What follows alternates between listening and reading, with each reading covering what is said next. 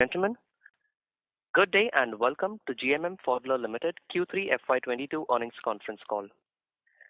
As a reminder, all participant lines will be in listen-only mode, and there will be an opportunity for you to ask questions after the presentation concludes. Should you need assistance during the conference call, please signal an operator by pressing star then 0 on your touchtone phone. Please note that this conference is being recorded. I now hand the conference over to Ms. Priyanka Daga from GMM Pfaudler Limited. Thank you, and over to you, ma'am. Thank you, Aman. Good evening, ladies and gentlemen. A very warm welcome to all of you into the Q3FY22 earnings call of GMM Pfaudler Limited. The earnings call presentation was updated on the stock exchange and available on our website as well. Hope all of you had a chance to go through it. From the management, we have with us our Managing Director, Mr. Tarak Patel, our CEO of India Business, Mr. Aseem Joshi, our CFO of India Business, Mr. Manish Poddar, our CFO of International Business, Mr. Alexander Pompner, and Company Secretary and Compliance Officer, Ms. Mittal Mehta. We'll give you a brief overview of the performance of the company, after which we will get into Q&A. Before we begin with the overview, a brief disclaimer. The presentation which we have uploaded on the stock exchange and our website today, including our call discussions that will happen now, contains or may have certain forward-looking statements concerning our business prospects and profitability, which are subject to several risks and uncertainties, and the actual results could materially differ from those in such forward-looking statements. I now hand over the call to Mr. Patel to provide an overview of the quarter performance. Over to you, Tarak. Thank you, Priyanka. Good evening, everybody, and good afternoon, good morning to people dialing from other parts of the world. This has been another solid quarter for us, driven by strong execution in both our international as well as our India business. Order intake continues to remain positive, with our order backlog at an all-time high across the globe. Our key industry segments, chemical and pharmaceuticals, continue to invest in new capacity, and our outlook remains positive. Chemical, specialty and agrochemical investments continue to drive growth, with large projects planned in the coming months. The China Plus One strategy, backward integration to reduce raw material volatility, and the CRAMS opportunity will continue to drive investments in these sectors. Further, pharma continues to remain a bit subdued. However, with the new government initiatives like PLI, we may see investments in the coming quarters. Let me now take you through the business performance, starting with our international business. As I mentioned earlier, we have shown a strong execution in the international business for the third successive quarter. This goes to show that our focus, operational excellence strategy, and integration efforts have started paying off. It is now clear that some of the underperforming units, namely Germany and China, have turned around and will continue to perform well. We have managed to significantly grow the international business's revenue, which is up 25% over the last 9 months on a comparable basis. On the profitability front, we have also improved profitability by 52%, and our EBITDA margin has increased from 8.5% to 10.3% over the last 9 months, again on a comparable basis. When we bought Pfaudler International, it was an EBITDA margin of about 7.5%, so this is definitely a significant improvement. This is a fantastic achievement and will go a long way in building confidence and momentum in the international business, which we acquired only a year ago. Order intake in the international business continues to remain strong, with an increase of around 46% for 9 months. The backlog of the international business is currently at an all-time high at rupees 1,589 crores, which is around 53% higher than the previous year.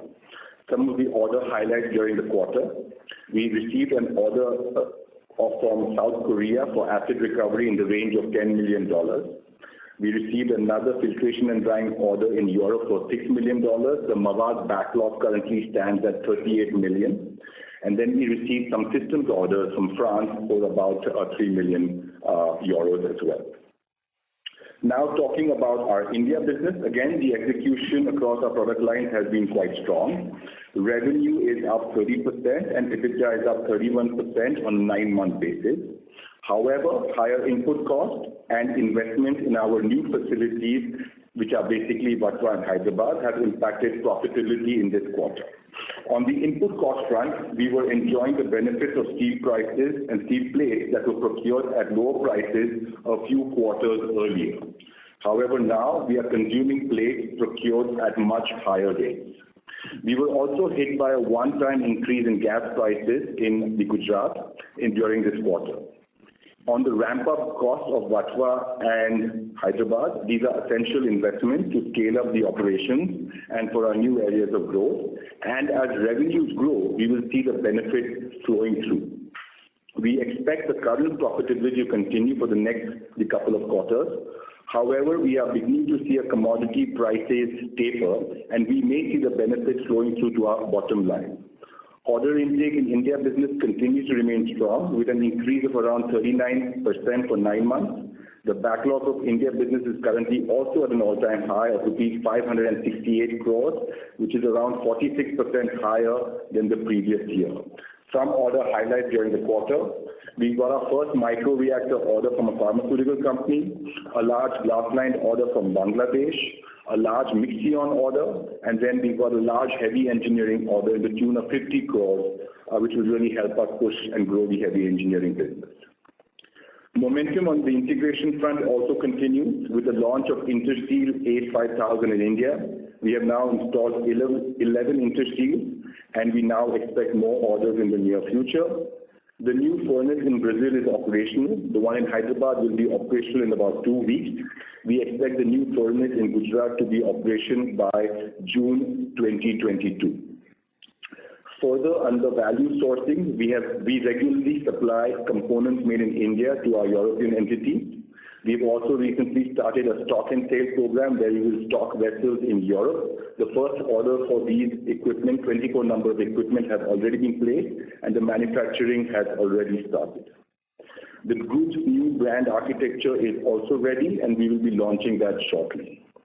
In spite of the challenges faced during the quarter, the power shortage, the energy cost increases in Europe, the higher input cost in India, we have still managed to grow both revenue and profitability on a year-on-year basis. The credit goes to the multiple teams across the company whose hard work and determination has led to this performance. We are confident that we continue with this performance and we will end the year on a high note.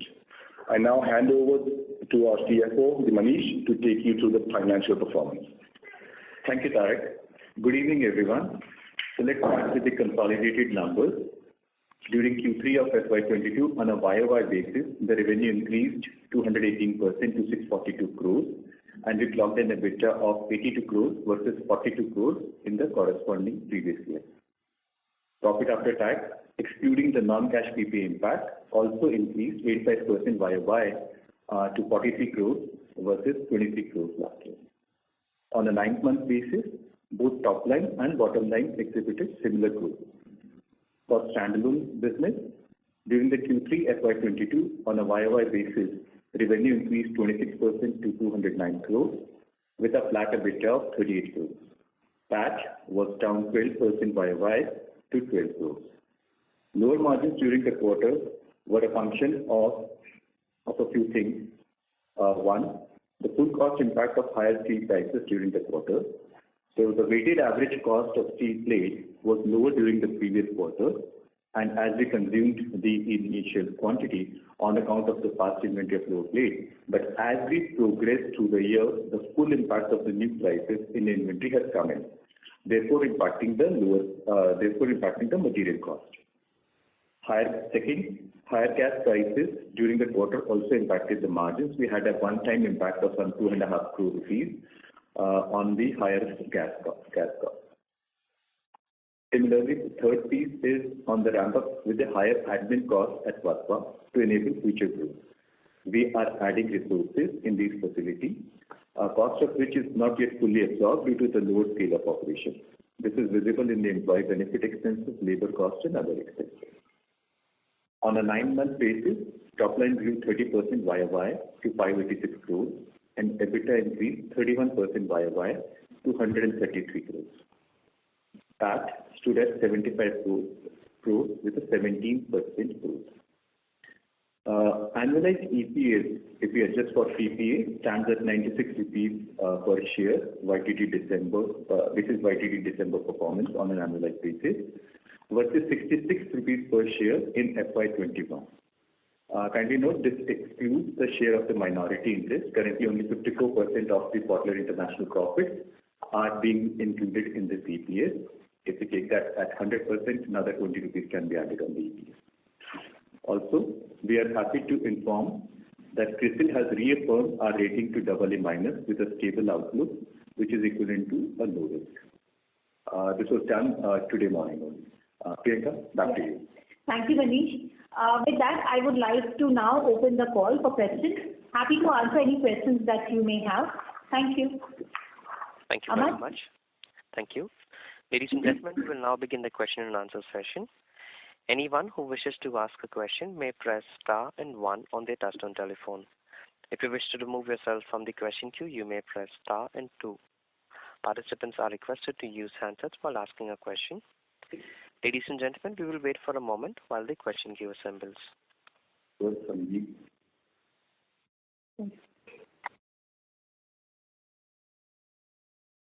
The first question is from the line of Salil Desai from Marcellus Investment Managers. Please go ahead.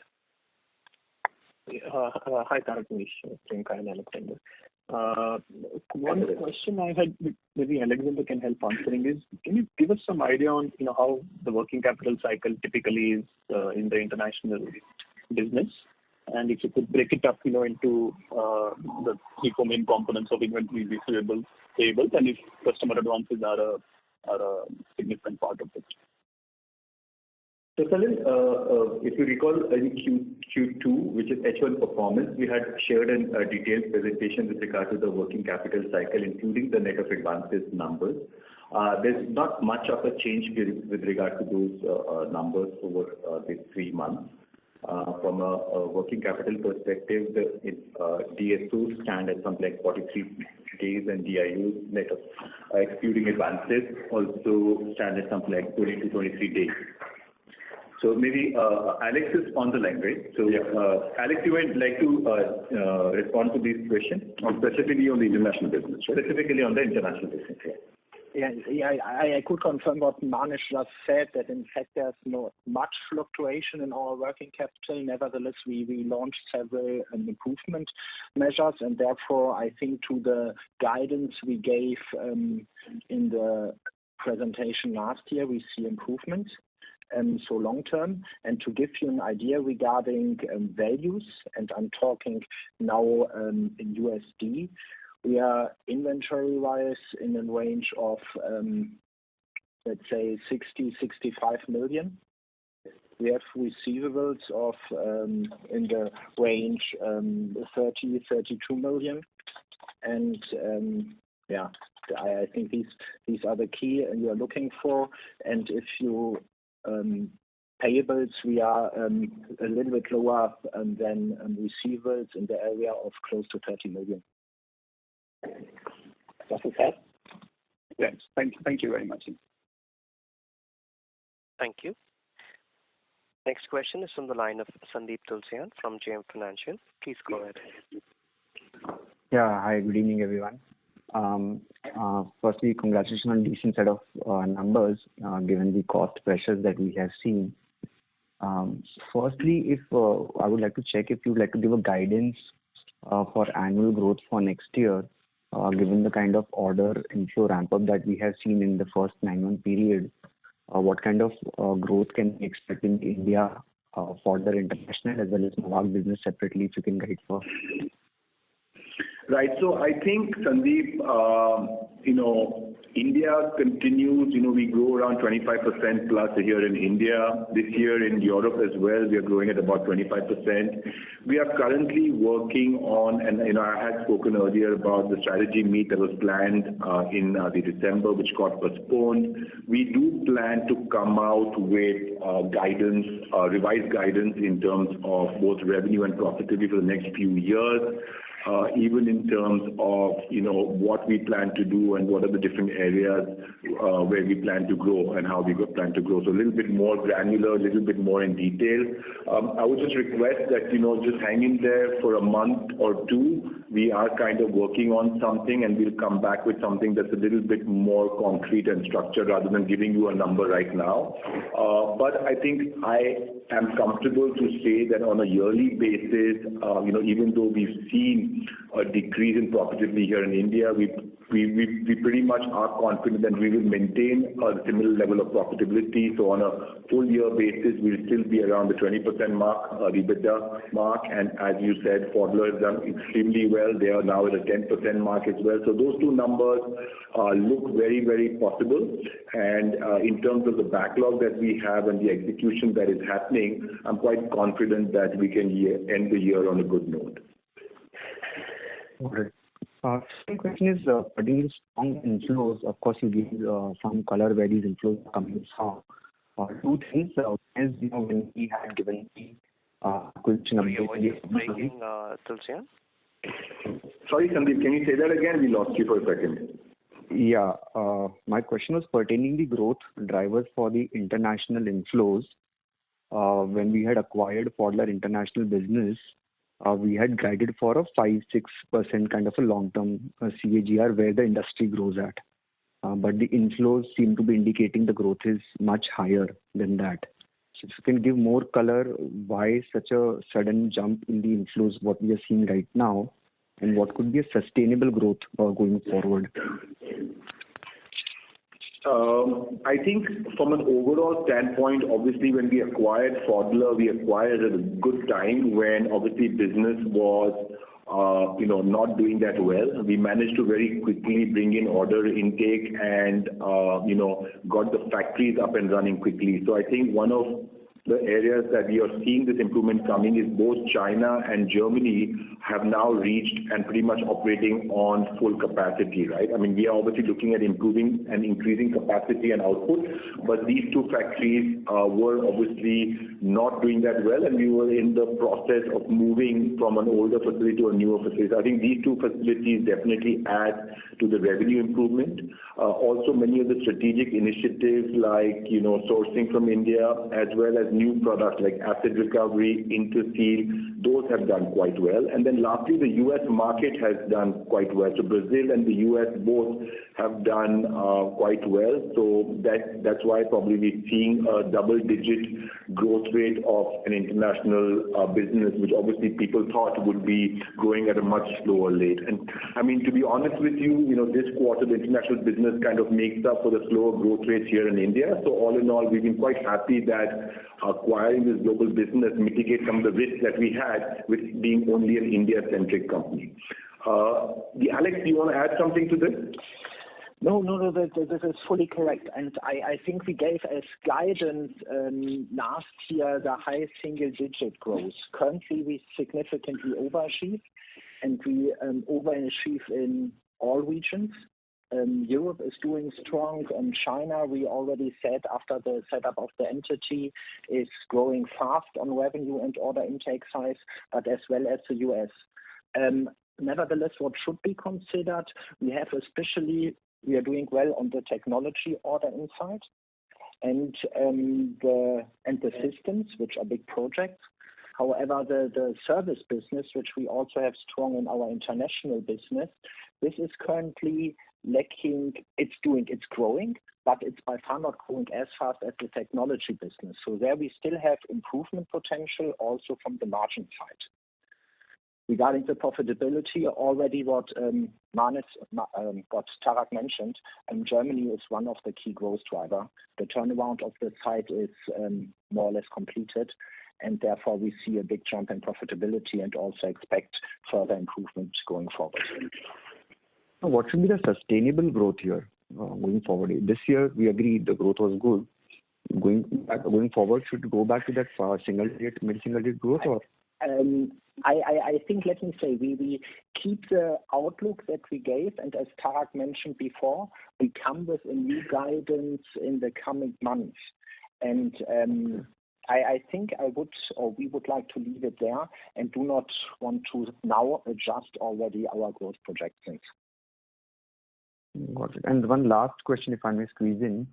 On the South Asia business, 2 quarters back, you had given an update that there would be introduction of products you don't have a major presence because of the pricing differential of glass-line reactors that Pfaudler makes in those markets. So if you can give an update on that and what is the progress on that? Have you got any orders from that region? Yeah, so we've had about 3 large wins in Southeast Asia. We've had a couple of systems orders and some glass line business as well, so that's progressing. Obviously, we would have wished that we could have traveled into these Southeast Asian countries a little bit more.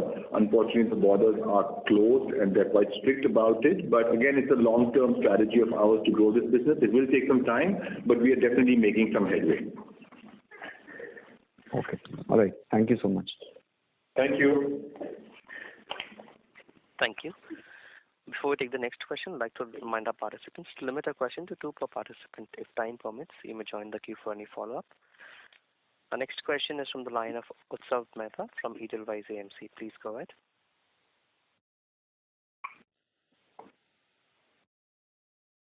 Utsav, you're unmuted. Please unmute your line and proceed. Yeah, sorry. Hi. Am I audible now? Yes. Yeah, Utsav, go ahead. Yeah. Hi. So, Tarak, thanks for taking my questions. I wanted to understand our gross margins a bit better because if I recall correctly, last quarter we said that, I mean, you've seen the worst of the steel price inflation probably 2 or 3 quarters ago, right? And last quarter we said that now we've repriced most of our new orders that have been coming in. I'm also looking at international where gross margins have expanded, whereas in India they've contracted. So if you could just help me understand the dynamics behind all of this. Yeah, so if I may take that and maybe Tarak can then supplement on that. So you're right. We had taken price increases earlier in the 3-4 quarters back as well. So what has happened is there's a lag of where the price increase benefit came in immediately, rather relatively earlier, and the full impact of the price increase of the materials has come maybe a couple of quarters later. So if, for example, we were buying steel at say 60 rupees a kg, and over a period of time it increased to 80 rupees a kg. So initial quarters, your weighted average would have been something like 70. Now, as 60 rupees stock gets depleted, you actually come up and you come to a realistic picture of 80. Now, as the prices go taper down in hopefully in near future, the margins should improve there. So I think just one point to add here, the only difference in strategy in terms of procuring steel plates, when the prices are lower, we procure large quantities. We procure maybe 2 quarters worth of plates at one time. But now with the volatility in the steel prices and the higher steel prices, we kind of only procure what we really need. So as soon as we're seeing this coming down, we try and mitigate or reduce the time frame or the lag between actual using of these plates so that we get the benefit as soon as possible. Go ahead. And similarly, if you see a Vatva facility, now obviously at the current run rate, the full cost absorption is also not happening, whether you talk about labor costs or the overheads as well. So overall profitability also gets impacted.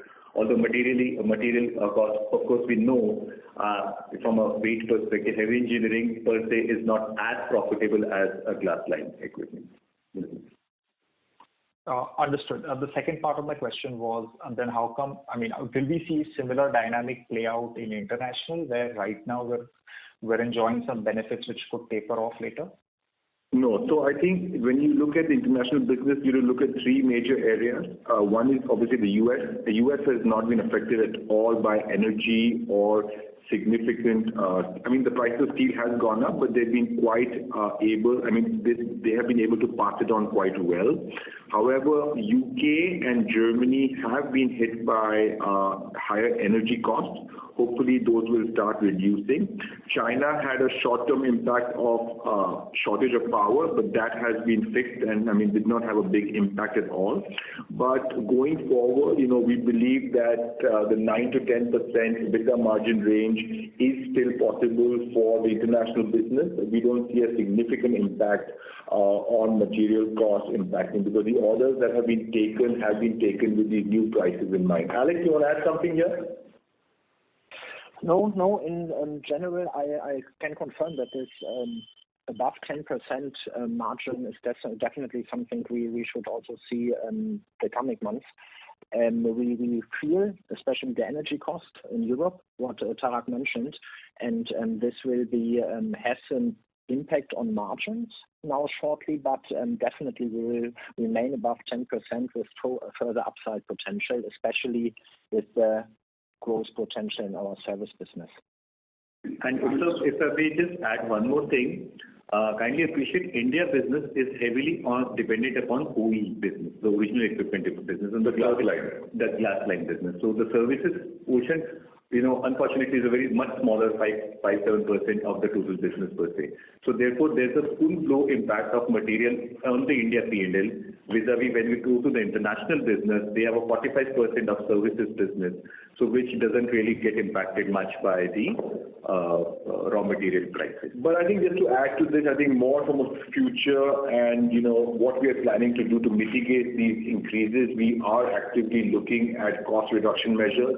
We are looking at internal controls as well as renegotiating contracts with our suppliers to make sure that we have much more efficient the procurement. So that's something we're working on already. On top of that, we're trying to increase our exports as well as our service components, because obviously they are more profitable. So we have a clear plan in terms of how do we look at increasing profitability, and this is all internal controls. And on top of that, if you see material prices taper off and come down, then that is the additional benefit that will flow through.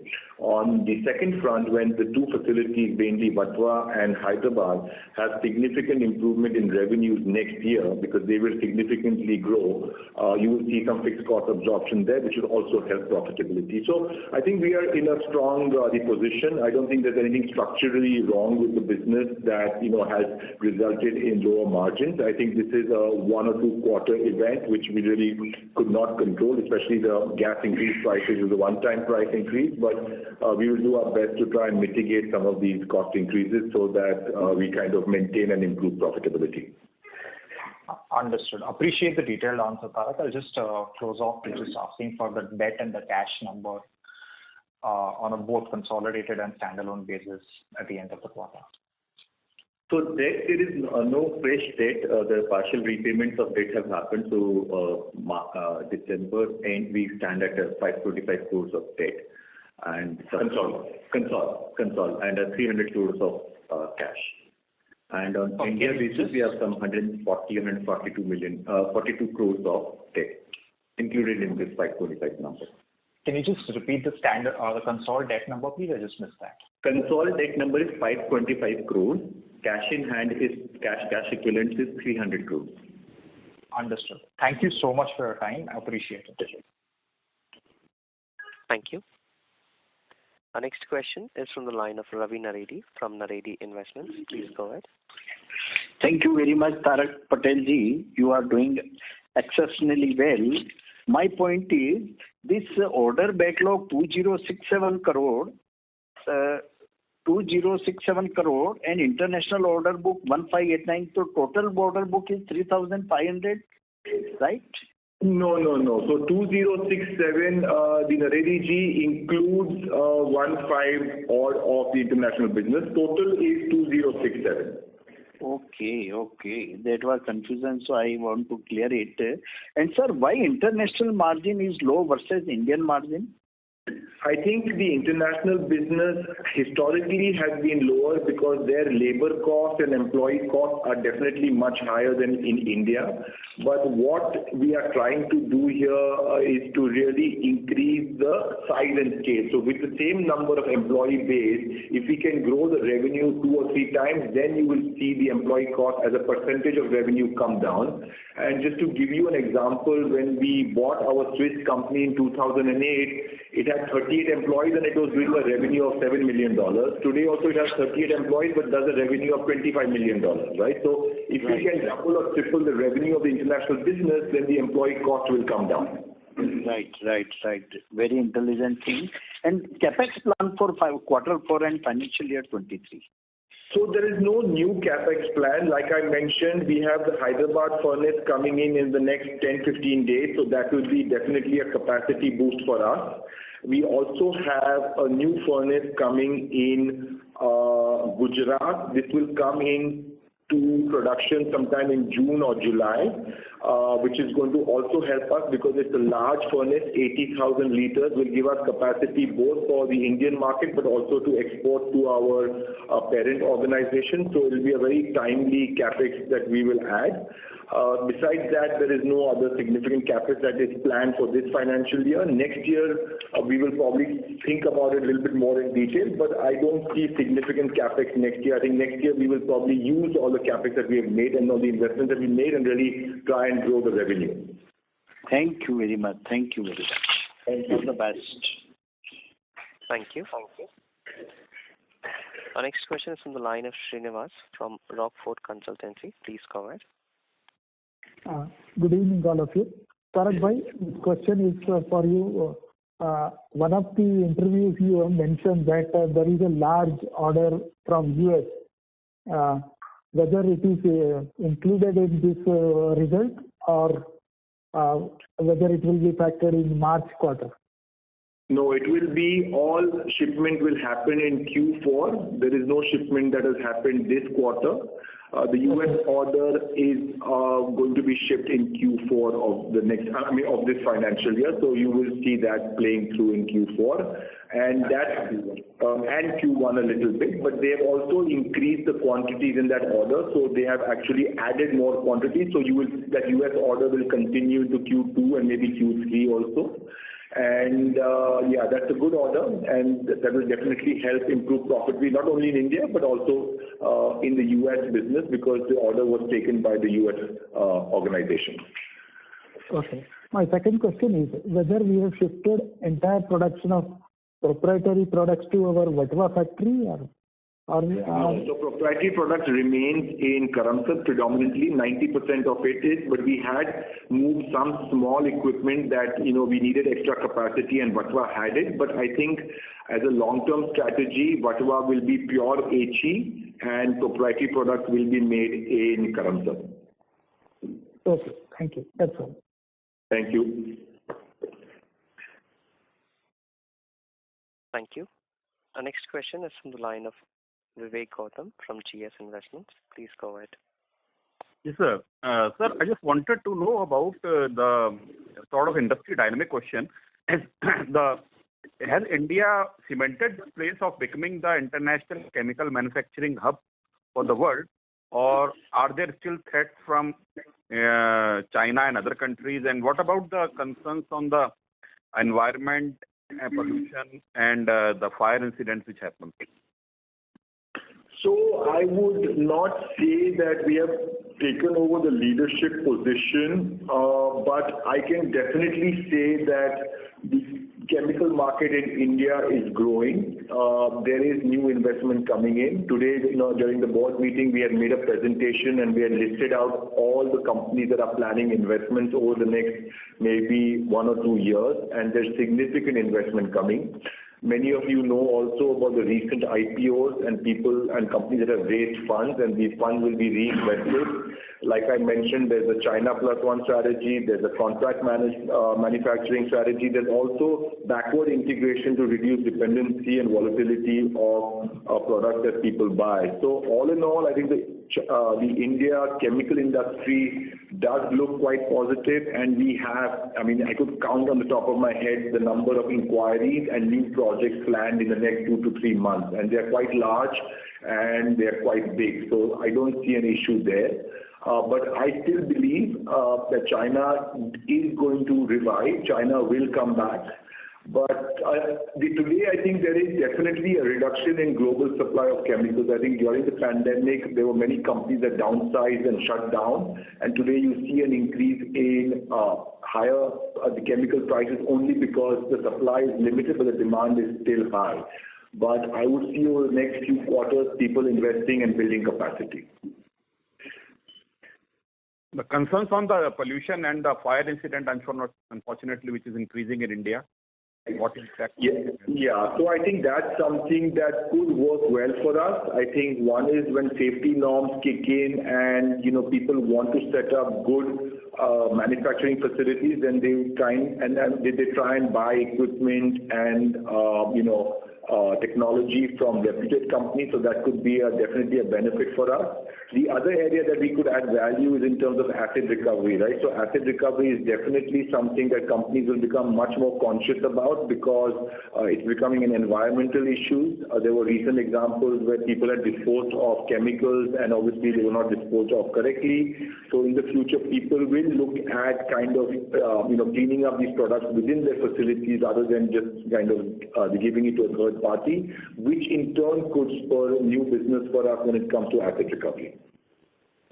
And how are we placed in AF&D filters, sir, and what is the opportunity size over there?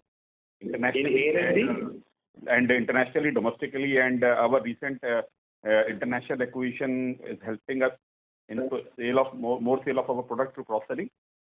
Yeah. So ANFD in India, we are definitely not a big player. We focus on really the high-end market of spherical dryers and kind of, clean ANFDs and sterile ANFDs and things like that, containment applications. But we are a big supplier to our Swiss company, which has currently a backlog of close to 38-40 million Swiss francs. So they are nearly booked out for 2 years. And the focus there is obviously that the European business is quite strong, but we want to break through in the US market. So one of the focuses now is to grow the Mavag F&D business line in the US market. The good thing about the US market, it is ASME and it is something that GMM can supply directly. So most of the equipment that we will end up selling in the US market will be manufactured here in India. How is the opportunity size for the ANFD filters, sir? India as well as abroad? I would say that I don't have the numbers at the top of my head, but the Indian market could be around maybe 300 crore mark, I would say. And then in Europe, maybe about $60-70 million and maybe another $30 million in the US. And these are just, kind of broad level numbers. So don't hold me to them, but this is probably a thumb rule that I can give you. Excellent work you're doing, sir. Keep up the good work, sir. Thank you very much. Thank you. Thank you. Our next question is from the line of Ronan Dalal from Museum Capital. Please go ahead. Yeah. Hi. Good evening, sir.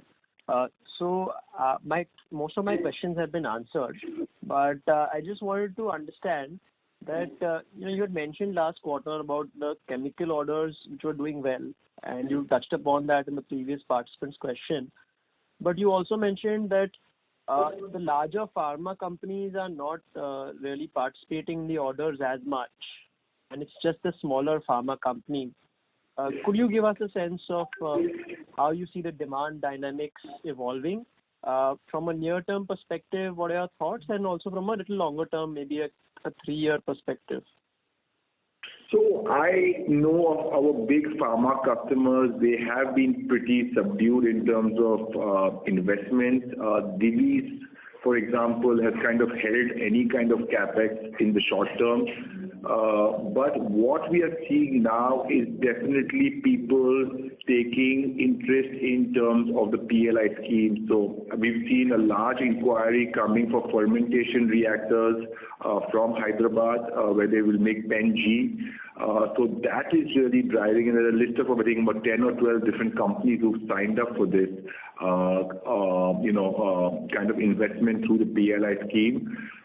Again, like I mentioned to you, the smaller guys have been investing. The guys who are, kind of supplying into the bigger pharma guys have kind of doubled their capacity and improving or increased their products to that.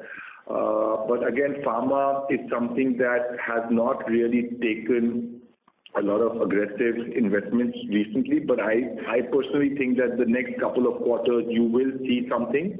I think Ashok or Aseem, do you want to add something here? No, I think you've covered it. Ashok?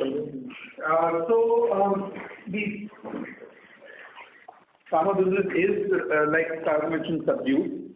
But we're expecting cycle of capex in the big pharmas also to take off soon. So we know that they have plans to sort of start the expansion of API products. Most of them are now concentrating on the production after the API, so in the finished product, and they're not gone back to API. But we think that thing will change, and we'll start seeing traction in the.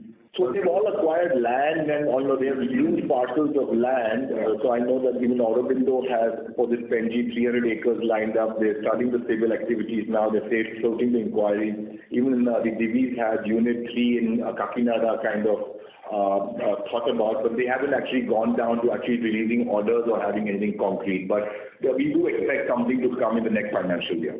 So the PLI thing that he talked about, what he talked about was the fermenters, and apart from that, they also have PLI thing for the key starting materials, which is not bio type of products, they're chemical products. So we'll start seeing action in that as well once the projects are formed up. My follow-up is that, so it's not impacting your schedules and your targets? No, so in terms of current backlog, we are in a very strong position. We also know of large orders that are being planned in the next maybe 2 or 3 weeks. So, no, from a capacity standpoint, we have no problem in terms of, execution. We have enough of orders coming in. And, for us also what happens is when it's chemicals, the sizes are much bigger. So we have definitely a large backlog in the bigger sizes, which is 16,000 and 20,000 and higher. But pharma, once it starts picking up, you'll get much more of the smaller sizes, which we also need. So I think it'll be a good mix to have, but it's not affecting any short-term revenue or growth possibilities for us, no. Sure. And just one comment from my side is that, just the meeting that you all had with the 46 key management personnel, we would like that, you can share that at the earliest. That's all. So, Dhironil, we did actually have the meeting in person. We actually had to cancel it because of the third wave. We had an online town hall. But we will be sharing some kind of documentation. We are creating a new story for ourselves. Obviously 1 year of integration is completed. We can't keep integrating. I think the integration, the efforts will continue, but there's clear strategies around market share improvement, cost reduction, sourcing from India, new markets, M&A opportunities. I think we're going to put something down. We are already working on it. And I think over the next few months, we will be able to share something with the group that gives you a clear idea on where we want to be in the next 3 to 5 years. Right. So can we expect this to be a much more advanced version of Project Apollo?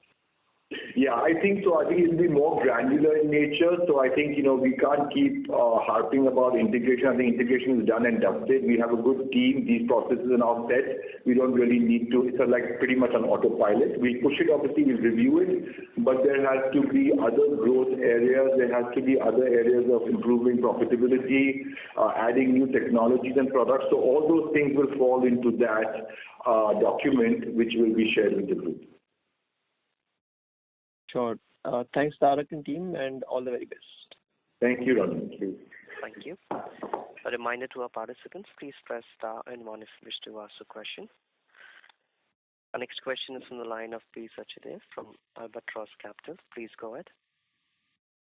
Yeah, hi, Tarak and the team. Congratulations on a great set of numbers in a challenging cost environment. Most of my questions have been answered. Just wanted some rough estimate on the capacity utilization across various plants at Pfaudler Inc. So I think maybe Alex would be in a better position to answer that. Alex, what is the current capacity utilization around our main facilities, namely Germany, Italy, China, US, and Brazil? They are highly utilized. We have to say, we grow so fast, and we grow faster than originally anticipated. So yes, they are at the high end of utilization.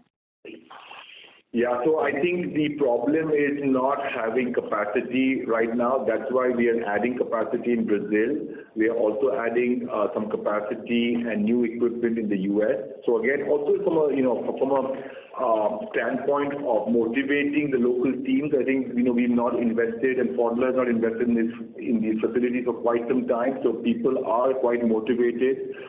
Germany and Italy obviously are brand new facilities, and China is as well.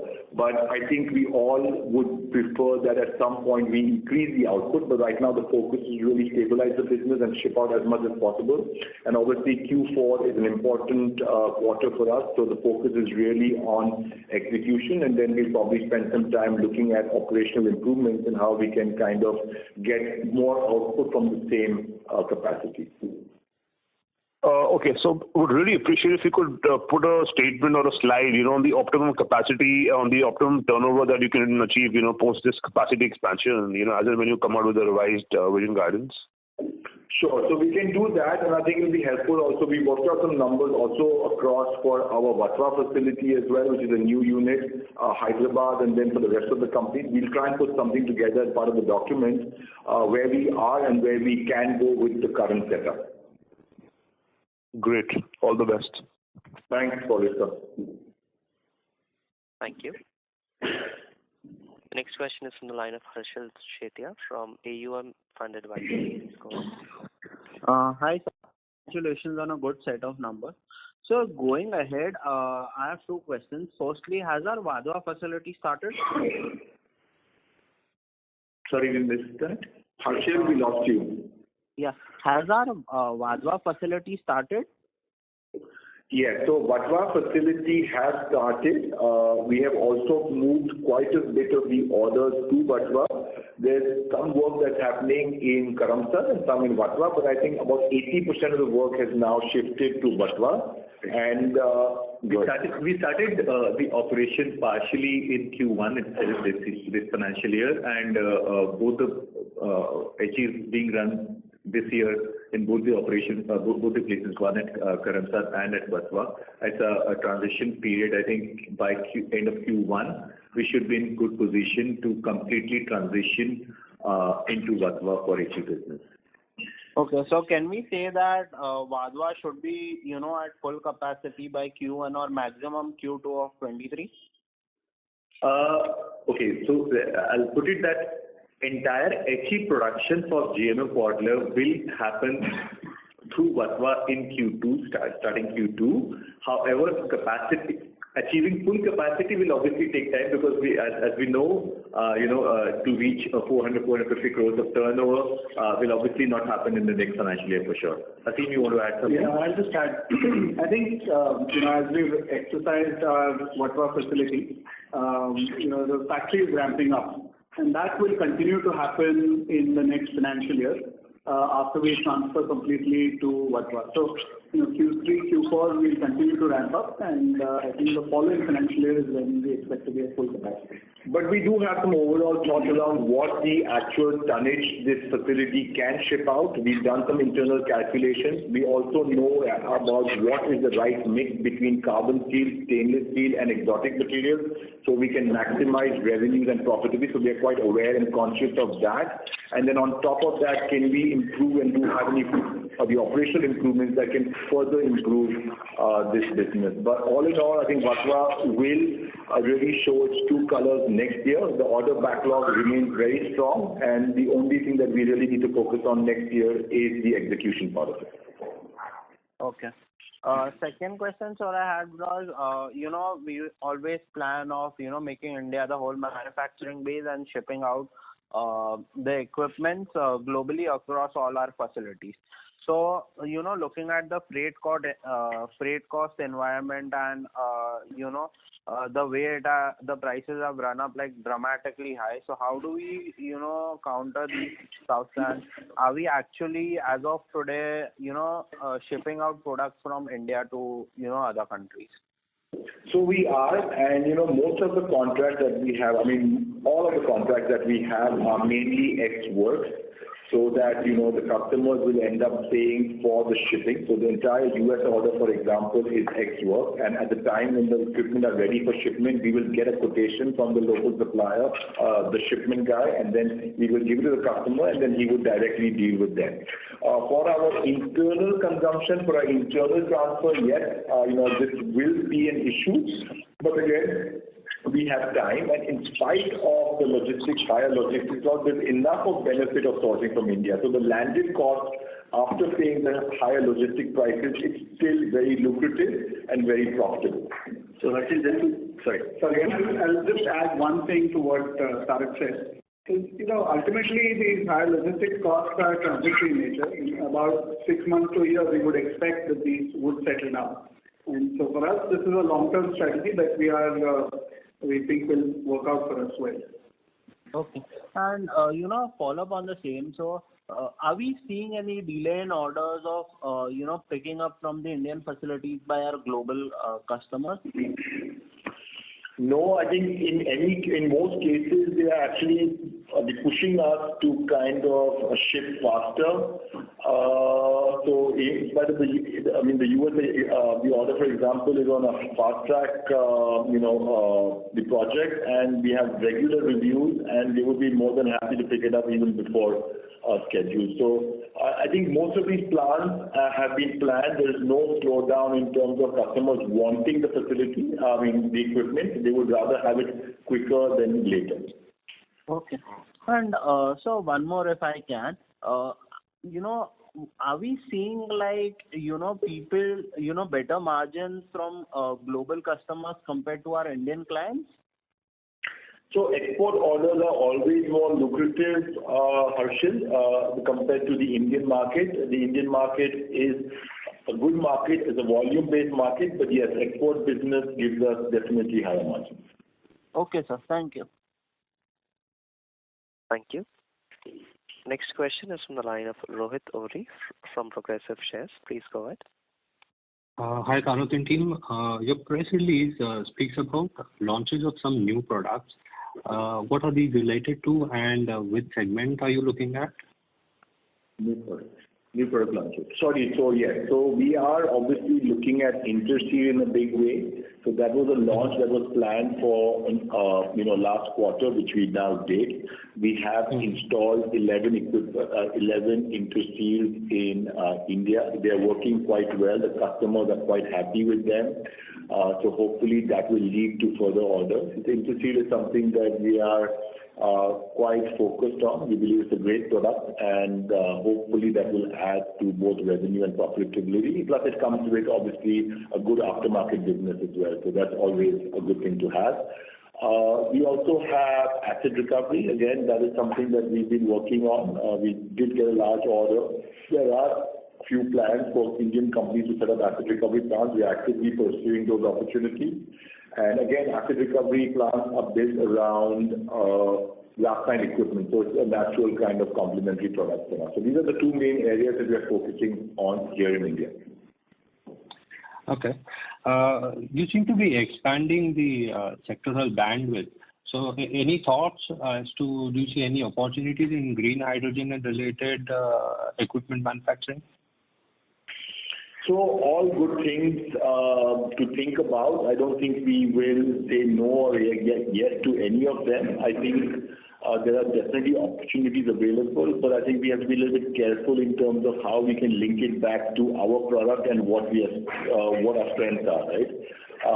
So yes, we are looking at different things right now, and if there's something that obviously would be something futuristic but could kind of come in quite handy, we will think about that. But I think currently we have enough on our plate, but we will keep thinking about and keep evaluating opportunities in the green energy segment, in having a ESG kind of a glass, which is maybe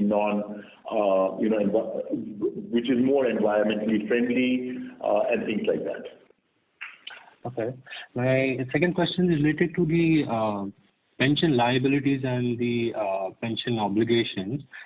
So what is the current obligation that we have on a yearly basis, if you can share that?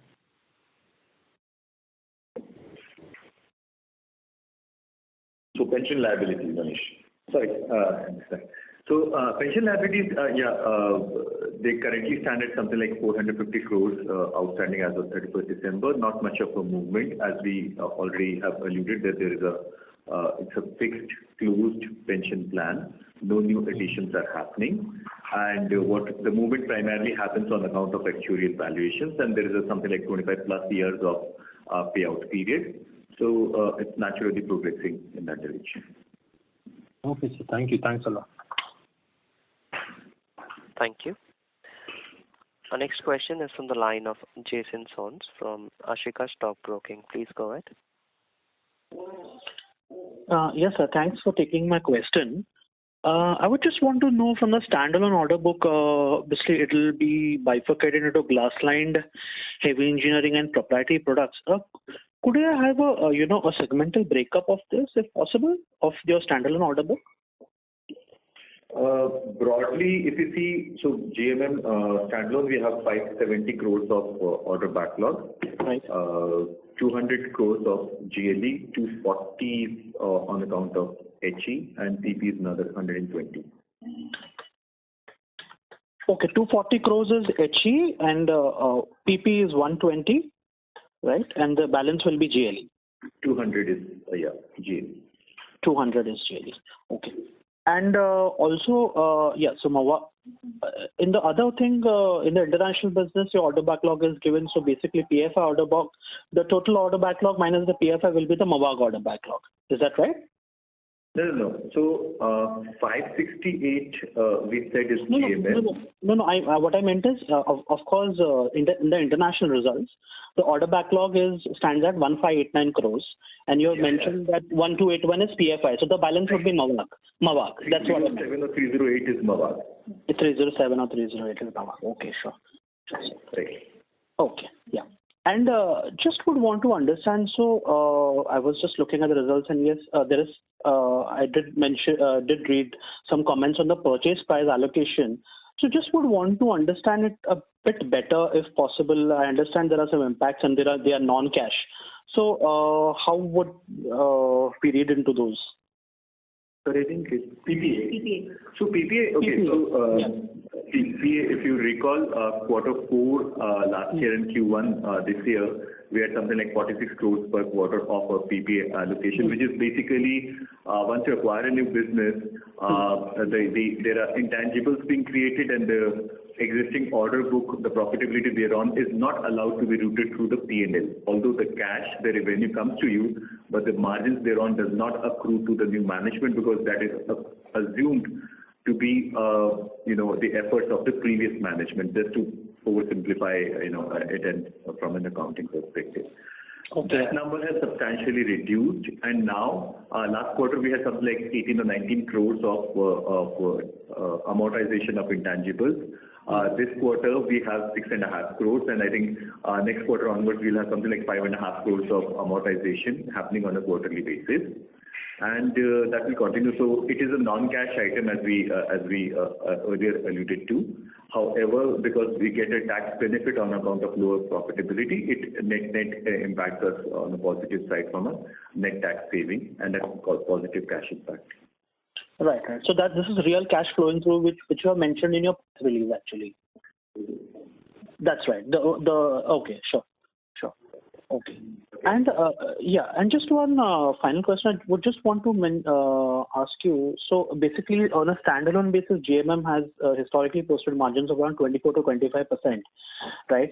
And obviously, after the Pfaudler acquisition, which has margins of around, it had margins of 7, now it's around 10, and your Mavag acquisition also has margins around 13 to 14%. So would just want to know, I mean, obviously domestically, in the filtration and drying equipment market, your positioning is not that strong. So just would want to understand what is your strategy going towards for strengthening your foothold in the filtration and drying equipment market, as well as when you go globally, what will drive margins further? So I think in India, the filtration and drying market is a little bit commoditized, so I don't see margin profiles there to kind of be in line with what we plan to do as a group. So I think we don't want to compete in the low-end, low-margin, the F&D business. We definitely want to focus on the high-end, the trickle dryers, the sterile equipment, the containment facilities and things like that. We also have enough of backlog in Mavag where we are manufacturing components for them. 80% of the material that is manufactured for Mavag gets manufactured here in India, and then the final 20% of finishing and testing and instrumentation and automation gets done locally. So it's a win-win situation for us. So our focus today is really to cater to Mavag. On top of that, if we make a breakthrough in the U.S. market, all the production for the F&D business in the U.S. market will come from India. So from an F&D standpoint, our focus is definitely on exports, and I think that will continue. We don't want to really increase market share here and go after orders at low margin. As a group, obviously there are significant things that we are working on. We're working on sourcing components from India for European entities, which have started and is doing quite well. We regularly supply nozzles, steel plates, we supply other components that are then used by the European entity to reduce their costs. We also look at certain markets, lower price markets like Eastern Europe, Southeast Asia, Spain, some parts of South America where GMM Pfaudler will export directly. And then we have obviously cross-selling, so where we can bundle different products together. So these are all different areas that we are working on. And then lastly, on top of that, we also look at our internal cost structure, the efficiency improvements, operational excellence. So all these things are going on, and that's why you already see in a very short period of time, like I mentioned, 1 year since we acquired this company, and we've already shown a significant improvement in revenue and profitability. 25% growth of the international business, which is, as many of you had asked, that how do you and why do you want to acquire something which is growing in a 5 to 7% range? We have mentioned that there are opportunities available, and there's no reason why we can't really go and capture additional market share and grow or continue our growth journey. So I think from that standpoint, we are quite clear in terms of what we want to do. Some of these things take time. I think we have a good foothold, we have a good foundation, and we just need to build on it. Sure. And so just one last, from a company understanding perspective, I would want to ask you. So obviously, GMM on a standalone basis has a proprietary products division, right? So is the main purpose of the division to supply, make equipment here and transport it back to Mavag? Is that how it plays out? I mean, just would want to understand, because so proprietary systems where you have here at Karamsad, it also has the same business like Mavag does. So in proprietary products, we have filtration and drying. In filtration and drying, yes, about 70 to 80% of what we do is basically sent to Mavag, and these are basically the vessel body, the legs, the lanterns, the drive units, all that stuff gets made here locally. It gets sent there, then Mavag will work on it. They will add all the wiring, the instrumentation, they will do the local testing, the FAT, the customer will come there, he will see the local equipment. So it's a kind of a win-win situation where the customer gets the best of both worlds. He gets obviously a cost advantage, but at the same time he gets completely European kind of finished equipment and a local European guarantee as well, and a local European face to which he can communicate with, right? So I think that is the strategy here. And F&D is one portion of PPE. Yes. Thank you. Ladies and gentlemen, due to paucity of time, we'll be able to take one last question. That is from the line of Sandeep Tulsian from JM Financial. Please go ahead. Yeah, hi. Thanks for taking up the follow-up. Just two questions on the capacity. Firstly, on the glassware capacity in India, in EU terms, where do we stand now? And after the current furnaces that you have mentioned will come online in Hyderabad as well as the Gujarat facility, where will it move to? So, no, sorry, we didn't get that, Sandeep. Can you repeat? So EU capacity, I think we are currently at 2,400 here, about 400 odd there. We will give you new guidance for the next financial year with the new Hyderabad facility coming in. Obviously, it won't have a huge impact in Q4 because it will be a month and a half basically that we'll get to use it. But next year we should ramp up the EU capacity both by the investment in Hyderabad plus the new large furnace that will come into play in our Karamsad facility. And for proprietary products, if one were to measure your capacity, how do you look at it, maybe in volumetric terms or absolute value terms? I would say it will be around the 150 crore mark. I think that's something that we can look at. I think anything over that we would probably need to add a little bit of capacity. Like I did mention to you, we had space available in Vatva. If we still have that space available in the near term and we're not using it, then we could dedicate that to the proprietary product business. But again, the proprietary business has also done quite well. And like we were mentioning to you earlier, this entire fermentation piece, which is really, really important and which is really going to come up now in the next few quarters, all those agitators is something that we can build here. We have the expertise. These are very large agitators. Technology is very, very important because these are what's the power rating, Ashok? 930 kilowatts. Yeah, so 930 kilowatt, right? So a lot of technology goes into power saving, shaft sizing, all those things are something. So if that kind of picks up, then we can use Vatva as well to make some of these agitators very large in size. But we've been talking to a lot of customers who are very, very interested in using our Mixion agitators for the fermentation application. Okay, but if 150 crore is the capacity, you did 144 crore revenue in PP last year. So we don't have headroom to grow there, right? No, I don't think we did 144. Did we do 144? We did 144.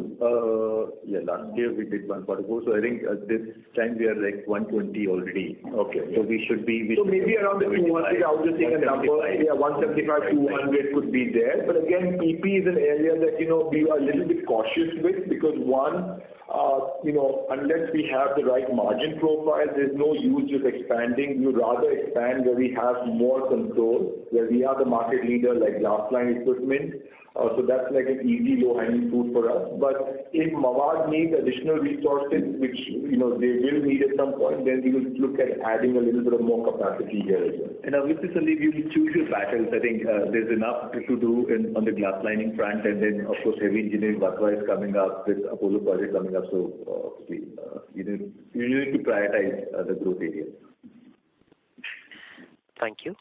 Before I hand over for closing, we have a few questions lined up in queue, and we will be taking one question from each participant. Our next question is from the line of Ritesh Vora from Mission Holdings. Please go ahead. Hello, sir. Can you hear me? Yeah. Yes, go ahead, Ritesh. Yeah, you are in the. So I just want to look at 3, 4, 5 years down the line. I mean, not look at the current order. When do you think this cycle turns around, and do you see a steady state of orders coming in even 3 years down the line? What do you see? Because you are the barometer of the chemical industries and pharmaceutical industry. Where do you see the growth coming up from which industry now, for next 2 to 3 years? Where do you see the orders coming up? So good question. I think in the short term, there is definitely visibility both here and in the international markets. And international markets, when I say international markets, I say Europe and US. Both have been very, very active in the last 6 to 9 months.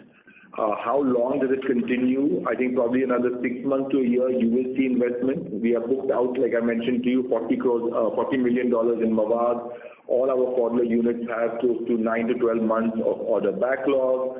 So currently the industry cycle is definitely on the up, and there will be definitely investments coming in. What we do hope is that even if the market were to slow down at some point, there would be a high installed base of GMM Pfaudler or Pfaudler-made equipment. So that would obviously create a recurring business, a very sticky recurring business in aftermarket and parts. So that's something that we can always focus on. We also have diversified. So besides just glass-lined, we have, filtration and drying, we have Mixion, we have heavy engineering. Some of these go into the same markets, but some of them also go into, let's say, oil and gas, petrochemical. So there is risk mitigation strategy. And like I said, being a global company today, let's say if India were to slow down, there could be a resurgence of, let's say, investments in Thailand, for example, or let's say Africa. So you can always pick and choose, but, again, we have to be careful that we don't over-create capacities. We keep continuously watching our cost. We don't have a very high fixed cost. And one of the things that we will look at doing over time as we move production to India is to probably look at rationalizing some manufacturing internationally.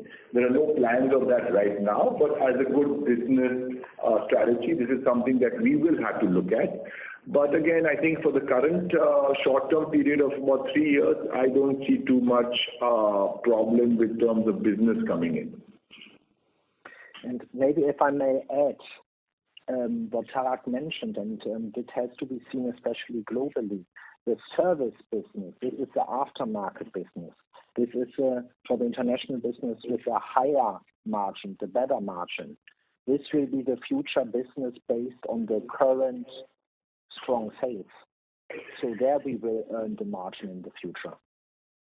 So this is 40% of the international business. So this will be an ongoing growth driver, which will be based on the current sales of the OE glass-lined business. Thank you. The next question is from Deepak Nanolia from Birla Sun Life Insurance. Please. Your line is unmuted. Request you to please unmute your line and proceed. Yeah, hello. Am I audible? Yes. Yeah. Good evening, sir.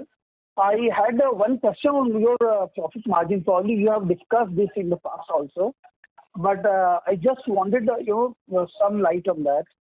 Your standalone margin, you had been reporting a 24-25% kind of margin increase last 3 quarters, and your gross margins are into sales were somewhere around 44-45%. All of a sudden, it has increased, and I remember you had been maintaining that you would be making this kind of margin in the India business.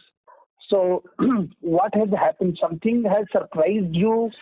If commodity increase has happened, then was it not known to the management, something like that? Yeah, that's a good question, and I'm glad that people keep track of what I say. But yes, I did believe, and I think it was more from a yearly kind of number. We still believe 20% plus is something that we can maintain as a standalone number in terms of EBITDA. There was a one-time cost of the gas price increases, which were not considered. Obviously, that has had an impact. And two, I would say, would be the investments really that we are making in both Vatva and in Hyderabad that have kind of impacted profitability also in this quarter. But definitely there has been an impact in steel prices. Currently, we were enjoying steel prices which we had bought a few quarters ago. We were consuming those, and as Manish said, that as we start consuming the newer plates, our kind of weighted average cost went up, and we saw a kind of a decrease in profitability.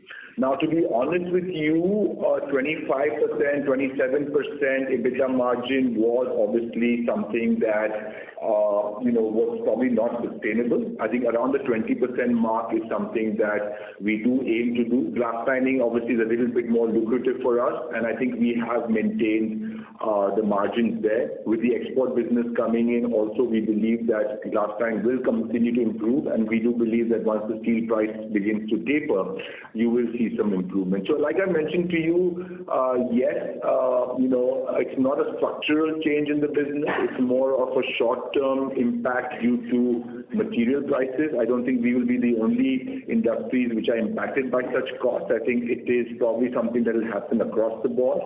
Now we need to kind of really focus on how do we bring it back by looking at our own efficiency improvements. Do we have levers available? Do we have buckets available where we can start working on to make sure that internally also that we are very cost conscious?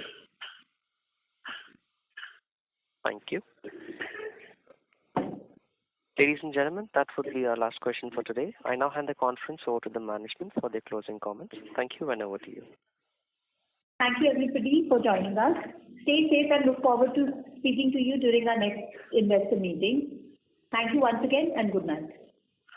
Thank you. Thank you very much. Thank you, ladies and gentlemen. On behalf of GMM Pfaudler Limited, that concludes this conference. Thank you all for joining us, and you may now disconnect your lines.